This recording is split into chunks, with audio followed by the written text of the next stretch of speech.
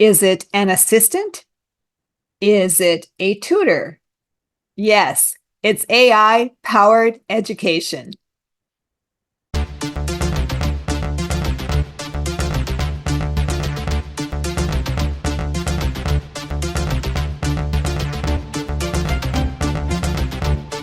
Hi, I'm Casey Wacker. I'm a teacher in a rural community, and I am lucky enough to get to work with students of all ages, 9th through 12th grade primarily, but also students who are on the concurrent enrollment path, who are interested in dabbling in the college experience. And I have a master's in communication and composition, as well as a master's in administration. And I am here alongside Sandra Weezer Matthews, and I am lucky enough to get to work with learners at the higher education level, working on getting their master's in teaching and are just getting ready to do student teaching. And that's where I get to work with them in their capstone course, which is really exciting. And I have a doctorate degree in critical pedagogy. So really taking a look at education through the lens of race, class, and gender. And with all this education behind us and our years of experience, we still love talking about education, and it's our passion. And we really enjoy talking about AI and AI-powered tools and pedagogy. And we start talking a little bit about how AI is an assistant. And Casey really came across that, yeah, we're using the right term for us as teachers. Mm-hmm. And when the students use them or their learners use that word, that's fine if it's for them in a personal level. But when they're in the classroom or when they're learning, we have a different term instead of assistant. Casey, why don't you share your thoughts on that? Yeah, it was sort of an epiphany for me this week where I was really thinking, like, I kept coming back to that idea of an assistant, and like, if I had an assistant, what would I ask them to do? How would I get more done and be more productive in my classroom?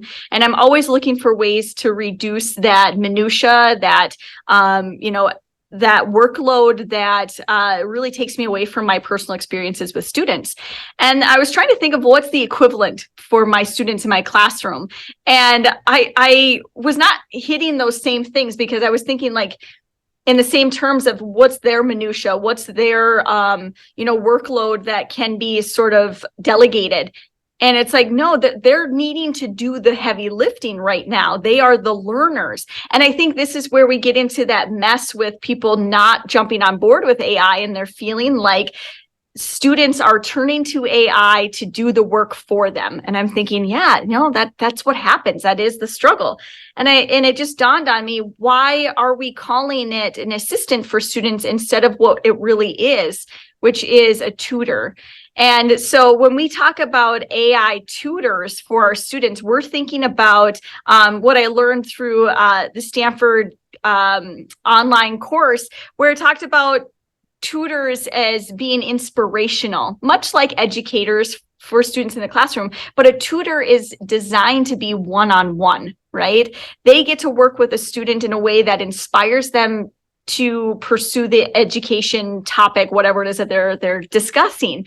The tutor works to be nurturing and supportive, much like a teacher does. All of these things that describe a really inspiring tutor is what I look for in an AI tool for my students. And I think if I change my frame of mind and say, I'm looking for this tutor, I can help my students love AI, and my colleagues love AI as well. Exactly. And again, the reality is there aren't enough teachers in the first place. There aren't enough of us individually in the classroom. I know that some classrooms can have 15 learners, some can have 30, and I know, and I've been in them where there's 45. So how do you give all that nurturing, all of that need, all the different levels to really personalize that education? The only way you really can do it is through technology. And in that Stanford course and in other,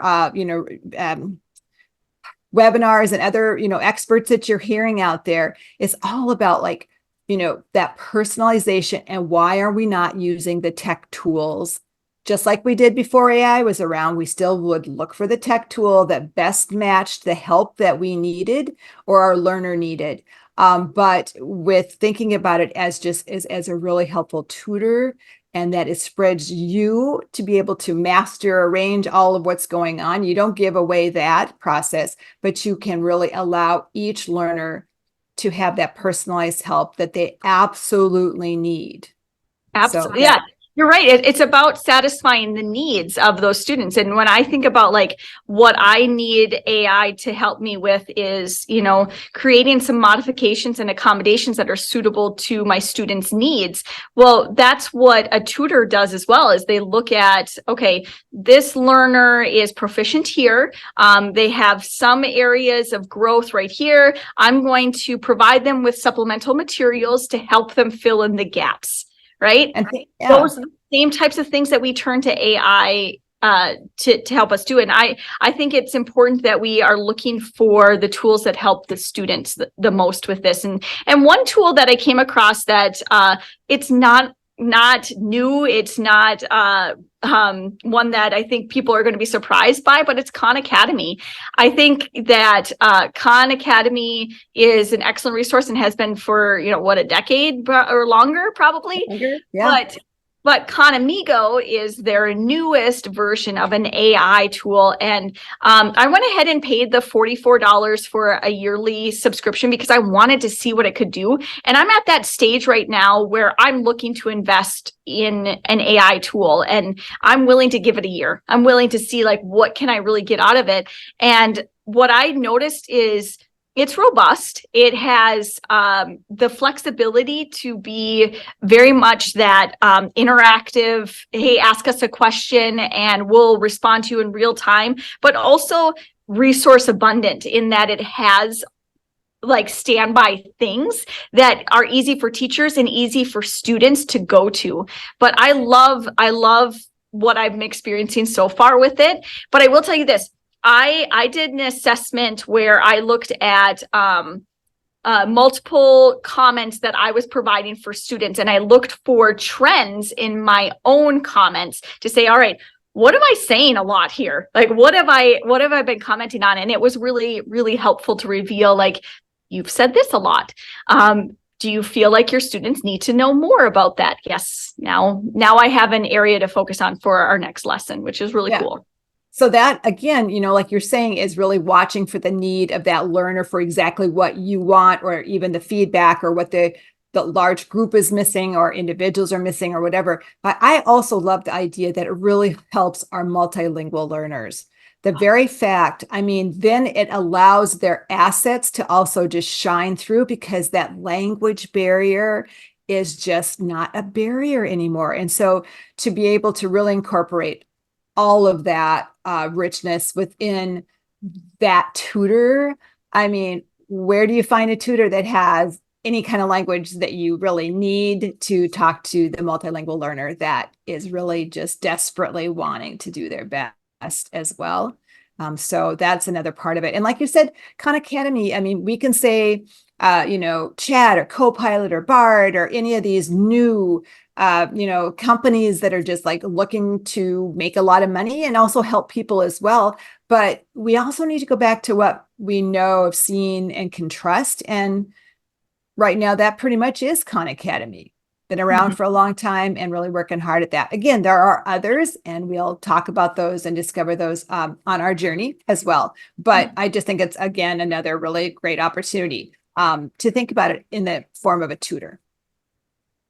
So what else do you think you would use that tutor for in the classroom? Well, I would say for my students, I think about how I often am going to the loudest, the student who raises their hand, the one who is advocating there in the moment. I go to them. But I have a group of kids that are singletons, I would say, who need that assistance, but they are either unwilling or unable because of time constraints, because of the situations, to ask for that help.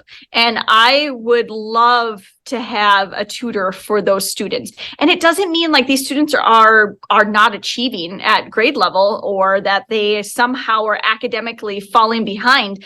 It could also be more like they need the social interaction with someone that knows what they're talking about, that understands the content of what we're doing in class. And I feel like I'm at a loss sometimes to be able to spread myself across the room of 30 kids and get to them all. And so I would love to have a tutor that can be there to have a conversation with the students, that meets them at their level, gives them the questions that they need to keep them engaged and to keep them going and moving forward, not just here's the answer. Because some of these kids already know the answer. They just need somebody else to help them sort of reason through and maybe get a deeper understanding. Right. And pedagogically, you really do think you have to think about your teaching structure really differently. You can't just think that you just have to think, okay, so when's this tutoring going to happen? Who will I be meeting with? What else is going to be going on? Are there going to be small groups meeting? Like how you structure that time. I think that's also what's really a barrier for many educators. They like, I'm just used to like being up there doing a lecture. Here's this, here's that. Go do. No. You have to really think about how you can design that classroom. And you are the designer. You are that human that is making a huge difference, that making those connections. But you do also have to think about that when you start thinking about using a tutor for all the different learners that you have in your room. But it's a super cool opportunity to have an assistant for yourself and a tutor for your learners.